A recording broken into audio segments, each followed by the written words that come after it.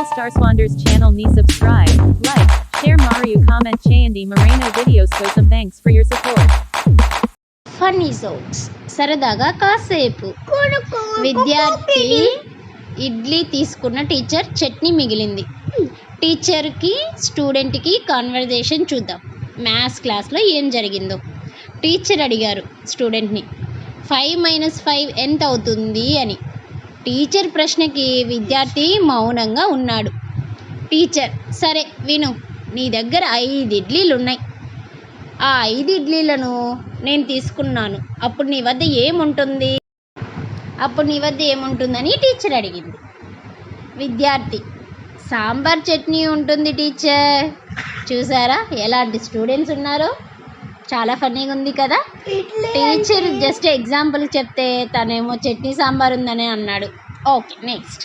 నాకు పెళ్ళైన ఆడవాళ్ళంటేనే వల్లమానంత ఇష్టమని రాకేష్ అన్నాడు. ఏంటో ఈ రాకేష్ సుజాతల కన్వర్జేషన్ చూద్దాం.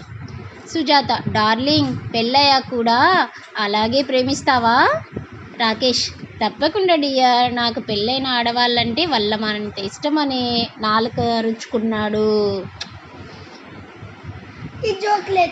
మీరు కూర్చోబెట్టద్దు సార్. ఉపాధ్యాయుడు, విద్యార్థులు, ఏంటి ఈ కన్వర్జేషన్ చూద్దాం.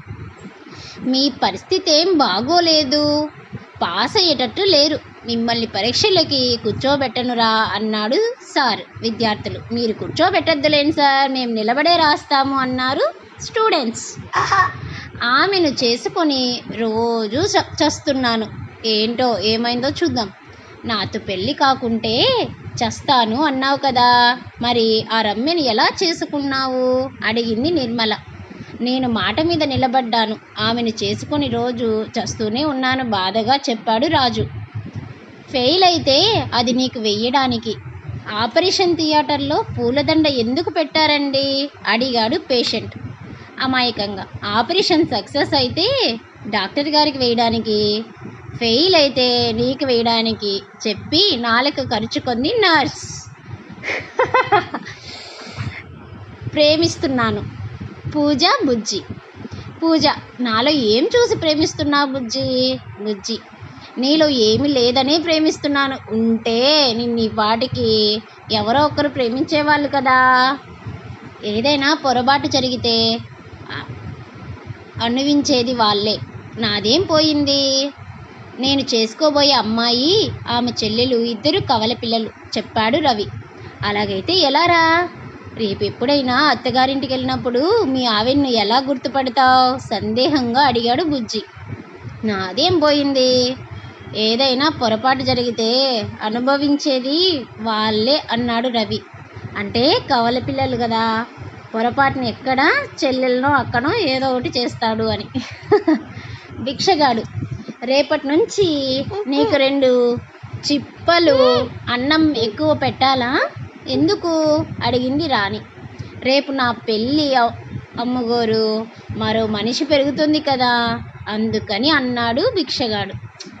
ఆ స్టీలు సామాన్ల వాడికి బాగా నచ్చుతాయండి. బంగారు, ఈ దండకు ఈ గల్ల చీర అంత బాగుండదేమోనే అన్నాడు సుశాంత్. కానీ ఆ స్టీలు సామాన్ల వాడికి ఇలాంటివే బాగా నచ్చుతాయండి ఉడికిస్తూ అంది సుజిత. అదేంట్రా, పడుకునే ముందు స్లోగా తయారు మరీ పడుకుంటున్నావు, ఏంటి సంగతి? కళ్ళెరగేస్తూ అడిగాడు రాకేష్.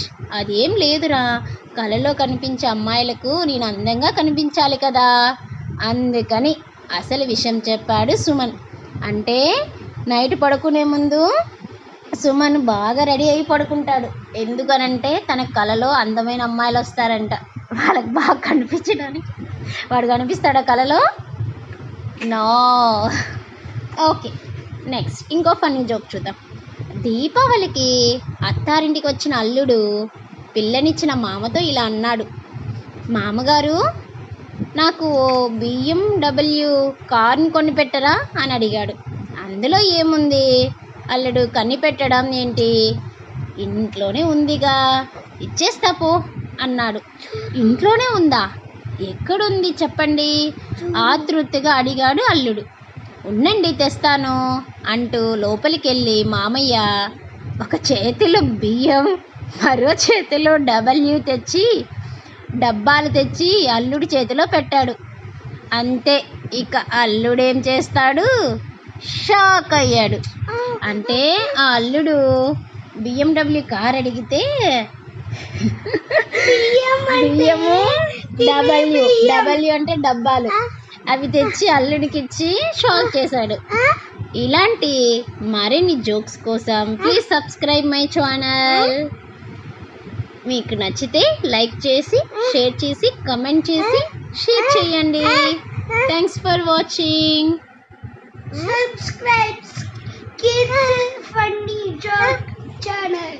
ఎస్, మా కిడ్స్కి పడుకునే ముందు ఇలాంటి మరిన్ని జోక్స్, సరదాగా కాసేపు జోక్స్ చెప్తాను. సో అలాగే మోరల్ స్టోరీస్, నీతి కథలు కూడా ఇందులో యాడ్ చేస్తూ ఉంటాము. So keep following, click on the bell icon for the notification. Thanks for watching. Bye bye. Good night.